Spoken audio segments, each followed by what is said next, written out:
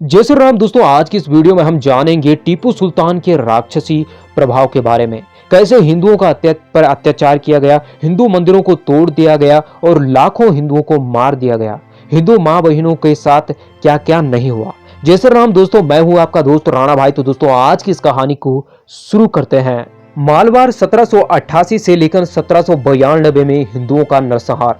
मालवार क्षेत्र में टीपू सुल्तान के शासनकाल के दौरान व्यापक स्तर पर धर्मांतरण का दौर चलाया गया। ऐतिहासिक अभिलेखों में और उनके अपने पत्र स्पष्ट करते हैं कि उन्होंने हिंदुओं को इस्लाम में परिवर्तित करने के लिए एक संगठित नीति चलाई। सर विलियम लोगान ने मालवार मैनुअल में उल्लेख किया है कि लगभग 70,000 से ज्यादा हिंदुओं का यहां पर धर्मांतरण किया गया और उन्हें मुसलमान बना दिया गया और 70,000 से ज्यादा हिंदुओं का नरसंहार किया गया। और 19 जनवरी 1790 में कालीकट के गवर्नर को लिखे गए एक पत्र में टीपू ने ब्राह्मण को जबरन पकड़ने और उनका धर्मांतरण करने का आदेश दिया। यहाँ पर हिंदुओं का नरसंहार हुआ, छोटी छोटी बच्चों को उठाया गया और उनके साथ गलत व्यवहार हुआ। हिंदू मां बहनों के साथ इन्होंने वह राक्षसी चेहरा दिखाया जिसकी आप कल्पना भी नहीं कर सकते। कुर्ग 1785। कुर्ग में टीपू की धर्मांतरण अभियान में हजारों कोडवा हिंदुओं का धर्मांतरण हुआ। लगभग 80,000 से ज्यादा कोडवा हिंदुओं का धर्मांतरण किया गया।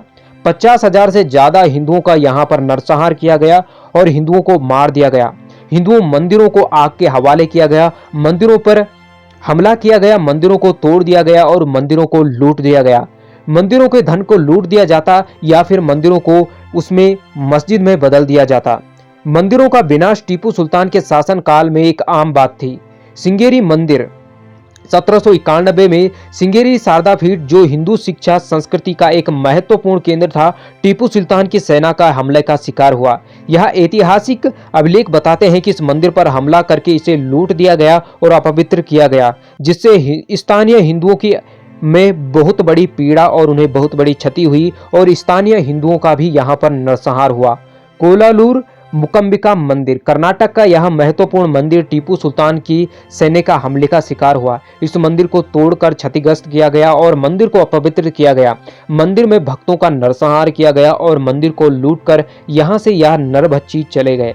वाहरा नरसिंह मंदिर श्री रंगपट्टनम मंदिर, इस मंदिर को भी अपवित्र किया गया और इस मंदिर को क्षतिग्रस्त कर दिया गया। मंदिर की मूर्ति को तोड़ दिया गया और यहाँ पर लूटपाट की गई और मंदिर में यहाँ पर भी श्रद्धालुओं को और मंदिर के आसपास के गांवों में इनके लोगों ने, इन टीपू सुल्तान लोगों ने लोगों का नरसंहार किया, उन्हें मारा और हिंदुओं का धर्मांतरण किया। नरसंहार और उत्पीड़ना टीपू सुल्तान के शासनकाल में एक आम बात थी। जजिया कर, हिंदुओं से ही उनकी भूमि में हिंदू होने का कर वसूला गया।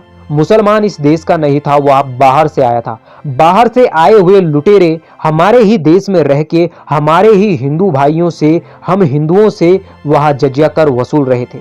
जो हिंदू जजिया कर नहीं दे पाते थे उन्हें वह उनके सैनिक जाकर इतना मारते थे, इतना प्रताड़ित करते थे और उनकी मां बहनों को घर से उठाया जाता और हिंदुओं को मार दिया जाता।